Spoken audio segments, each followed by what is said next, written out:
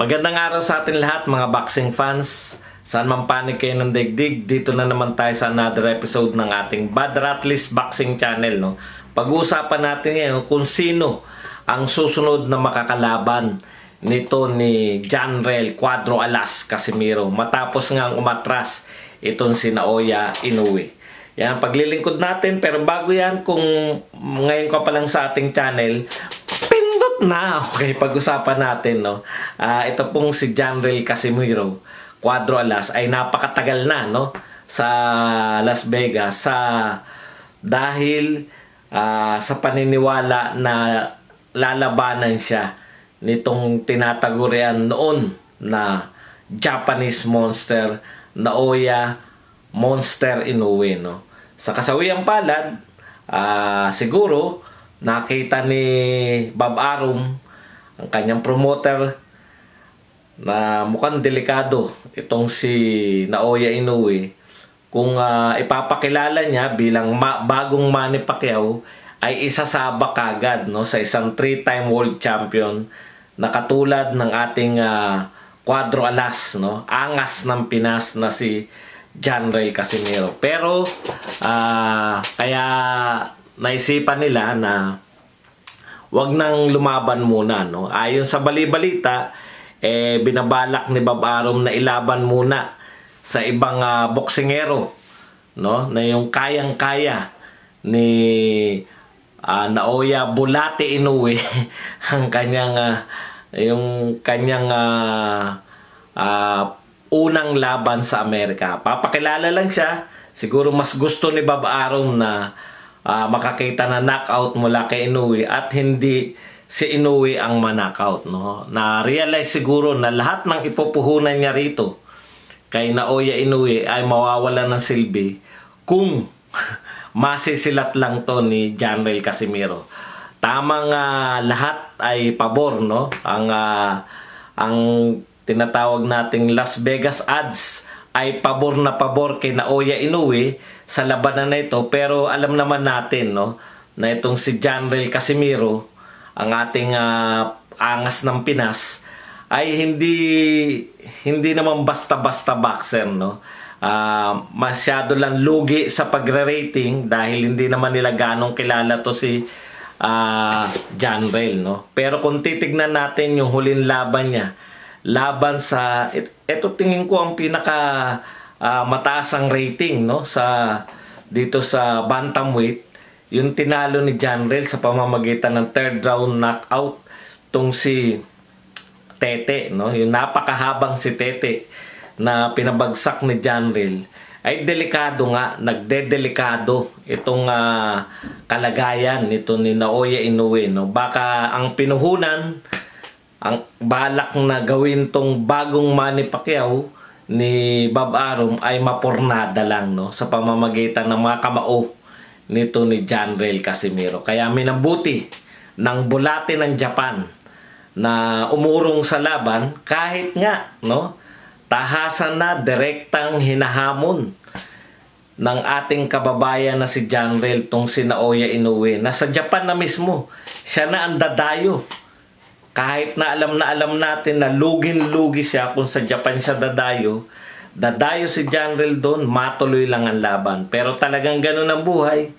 Lahat ng pag-aasta na ikaw ay monster, ay yun naman pala ay sa katotohanan, ikaw ay isang bulate lamang. Kung may pag-asa pa ba na magkalaban si Janrel at si Bulate pagdating ng 2021, hindi natin masasabi yan, no? Alam nyo, marami ng instances sa history ng boxing, no? Maraming nag-alaga na mga inalagaan yung zero loss nila. Yan yung yan yung paulit-ulit kong sinasabi na yung mga boksingero ngayon, bakit hindi naglalaban-laban? Unlike nung nakaraang set na mga boxing superstar. Dahil na rin yan sa pag-aalaga nila na zero, ala Mayweather, no. Yun yung pinaka-importante ngayon sa mga boksingero. Kasi hodang mawala yung excitement ng boxing, kasi hodang mga walang pangalan ng kanilang lalabanan, mapanatili lang nila yung zero nila, hoping na sila yung magiging panibagong Floyd Mayweather na imposible namang maganap dahil nag-iisa lang ang Floyd Mayweather sa mundo, nag-iisa lang ang malakas na loob na ipangalandakan na walang kwenta ang kanyang mga laban, no? Nag-iisa lang ang boksingero na ipinagmamalaki na siya ay kahit na walang kakwenta-kwentang laban, basta siya ay magwawagi. Yan ay nag-iisang si Floyd Mayweather. Walang makakatulad dyan, no? Imposible yung sinasabi nila. Ang akala kasi nila, kaya kumikita si Floyd Mayweather dahil sa zero loss.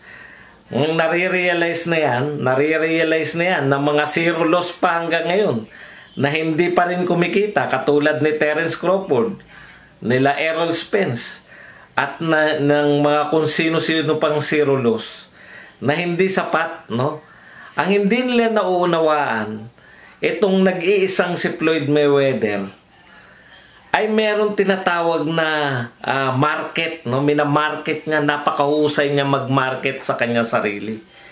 Yung ba naman na bago ang laban ay minamarket mo ang sarili mo, minamarket mo na etong makakatunggalin niya, ay pwedeng eto na ang tumapis sa kanya zero. Hindi naman kaya yan nila Terence Crawford, hindi naman kaya yan ng mga ibang boksingero na nag-aalaga lang ng zero. Yun yung nakakalimutan, no? Yung pagmamarket mismo, no? ni Floyd Mayweather Jr. sa kanya sarili. At ang pinanggalingan niyan, siyempre tinaloran niya rin yung mga world boxing superstars nung kapanahunan niya. Ginagaya nila si Floyd Mayweather yung established na. Balik tayo rito kay Bulate Inoue. So, kung sakaling maisipan ng kampo ni Bob Arum na ilaban to si Bulate sa ating Cuadro Alas, tinitiyak natin, no, na tatalunin pa rin yan, no? O baka naman, hindi naman natin sasabihin, no? Baka naman magbaliktad na ang kapalaran sa susunod.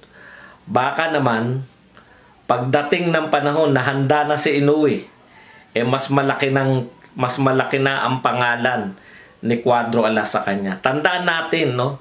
Itong ginagawa na to ni Bob Arum, hindi na yan bago, no?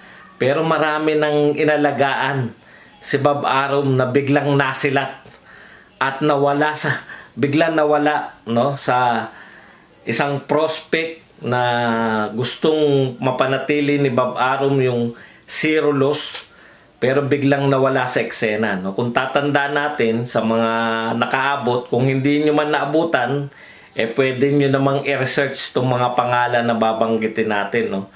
Yung tinatagurian nating Juanma Lopez, no? Mas sikat pa siyang Juanma kaysa Juan Manuel Marquez noon, no? Kaya JMM lang si Juan Manuel Marquez dahil si Juan Manuel Lopez ang Juanma na tinatawag, no? Inalagaan din yan, no? Inilalaban kung kani-kanino.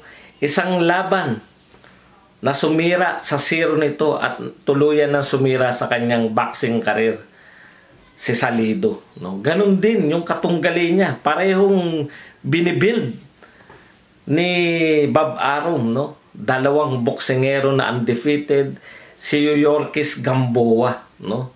Yang mga yan, inalagaan din. Kaya kung ako kay Bulate Inoue, mag-isip-isip ka na, no? Dahil yan, may pagkasilat yan, no? Aalagaan ka ni Bob Arum, ilalaban ka sa mga patsis, ilalaban ka sa mga banban. Pagkatapos, malay-malay mo, dahil nasanay ka ng mga banban ang iniharap sa'yo, may isang boksingero na hindi naman kagalingan, ay bigla kang tatalunin. Dahil may puso yung boksingero niya, no? Baka matulad ka kay Juan Manuel Marquez, kay Yorkis Gamboa, at maging dito kay Victor Ortiz, na mga inalagaan, subalit nakatikim ng tigi-tigisan talo, ay napagsisira ang kanilang mga karir, no? Unexpectedly. Dun sa mga boxer na ine-expect ni Bob Arum, o sa kaso ni Victor Ortiz, ine-expect ng Golden Boy na kaya nilang talunin, no? Talagang ganun ang buhay ng boxing. Kaya kung susundan mo ang kagustuhan ni Bob Arum, ikaw Bulate Inoue, malamang sa hindi, may makatapat ka na walang pangalan na talunin ka pa. Doon ka manghihinayang, no? Bakit hindi yung nilabanan si Janrel Casimiro?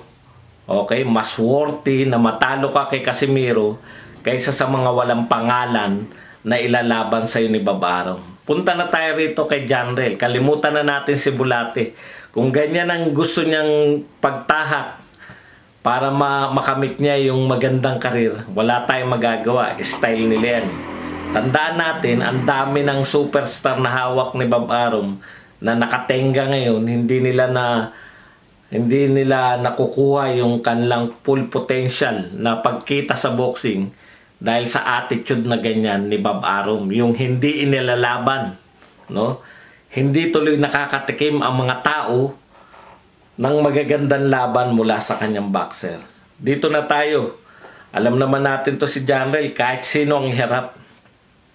Okay, so kung hindi siya pinansin, no? Ayaw nang ilaban ni Bob Arum itong si Bulate Inoue, ay may kalaban na ngayon under ng PBC ni Al Haymon itong ating kababayan na si Janrel, no? Ang makakalaban ni Janrel ay mayroong kartadang 17-3, no? Hindi ito knockout artist, 4 lang ang knockout. Kaya maganda to para kay Janrel. Wag lang magkukumpiyansa. Yun yung problema, no? Pag medyo mahina ang kalaban ni Janrel, baka naman maliitin niya lang to. Sana yung pagtitrain niya kay Inoue, ganun pa rin ang ibuhos niya rito, no? Sa Setyembre po, ang makakalaban ni Janrel ay walang iba kundi ayaw ni Bulate sa kanya, kaya ang makakalaban niya ay si Raushi Bentisoy Warren na may kartadang 17-3. Baka sabihin nyo, may 3 talo na pala yan. Baka naman pipitsugin yan. Hindi po to basta-basta, no? Hindi po basta boxer to. Kilalanin natin ang mga tumalo at mga tinalo nito. Malulupit din. Ang unang pagkatalo nito ni anong pangalan na nga nito? Raushi. Hindi ko alam kung ganitong bigkas Raushi Bentisoy Warren. Bakit natin tinatawag na Bentisoy? Tignan nyo po ang kanyang picture. Hindi ba parang anak ni Bentisoy yan? So, si Raushi Bentisoy. Hi! Oo nga pala. Hindi basta-basta tumalo rito. Ha? Ang unang tumalo sa kanya ay si Juan Carlos Payano na binawian niya, no? Kaya ito ay dating champion din. Yung nahawakan nito ni sino na nga to? Yung ating champion, si Nonito Donaire, ay dating hawak nito. World Boxing Association Super World Bantam title. So, naging champion po to, no? Tinalo siya sa una ni Juan Carlos Payano at binawian niya si Juan Carlos. Pero yung pagkakatalo niya, split decision lang. Split decision lang. Pero nung siya ay nanalo, siya ay nagwagi naman sa pamamagitan ng majority decision. Sa pantumalo sa kanya ay si Nat Sakinayanov na isang Kazakhstan. At dahil siya ay Kazakhstan, magaling yan. Wala nang question. Wala namang aalis na. Bawal umalis sa Kazakhstan nang hindi ka magaling na boxer. Kaya malupit yung boxer na yan. At ikatlo na tumalo dito kaya ay teka mo lang muna, no? Yung si Juan Carlos Payano sa ating kalaman, siya lang po ang tanging tumalo, kaisa-isang tumalo sa ating kababayan na si Mike Plania. Ayan, no? So nakikita natin, ganun po kabigat itong mga tumalo rito kay ano. Tapos isang taga Kazakhstan, alam naman natin, bawal umalis sa Kazakhstan na hindi ka magaling eh. Kaya siguradong magaling yan. At ang ikatlo ay si Nordin Ubali na pinaglabanan nila nito ni Raushi Bentisoy Warren. Pinaglabanan nila yung bakanting WBC Bantamweight Champion. Kaya naging kampiyon po itong si Ubali. Nakakalabanin naman ng isa pa nating kababayan na dating kampiyon, dating pound for pound top 10 na si Nonito Donaire. Yan po, no? So, mabibigat, no? Ang mga tumalo rito. Kaya, hindi pwedeng i-underestimate. At saka pag mga ganitong mukha po, bawal pong i-underestimate yung mga ganyang mga pagmumuka. Dahil kahit ngat-ngatan, lalabanan po kayo niyan. Okay, no? So, good luck sa ating kababayan, Cuadro Alas. Sana manalo ka, no? Dito sa laban na to. At sana, si Bulate, manalo rin pa. Patuloy kayong magkaroon ng ano, no? Kasi wala nang balak ilaban sa iyo ngayon si Bulate. Kaya pagtiyagaan niya na lang, no? Tsak yan, hindi rin naman ilalaban yan. Pero mas maganda na sigurong abangan natin kay Cuadro Alas. Labanan niya na lang, no? Kaysa rito sa duwag, no? Duwag na si Bulate Inoue. Abangan niya na lang at labanan niya yung mananalo dito kay Nonito Donaire at saka kay Nordin Obali. So para mahawakan niya dalawang kampyonato. Kung ayaw pa rin ni Bulate, hayaan mong matalo na sa iba, no? Ganon talaga yung mga namimili, nawawalan ng karir. Hanggang dito na lang mga kapatid. Hanggang sa muli natin pagkikita-kita dito pa rin sa inyong paboritong boxing tambayan, Bad Aratilis po.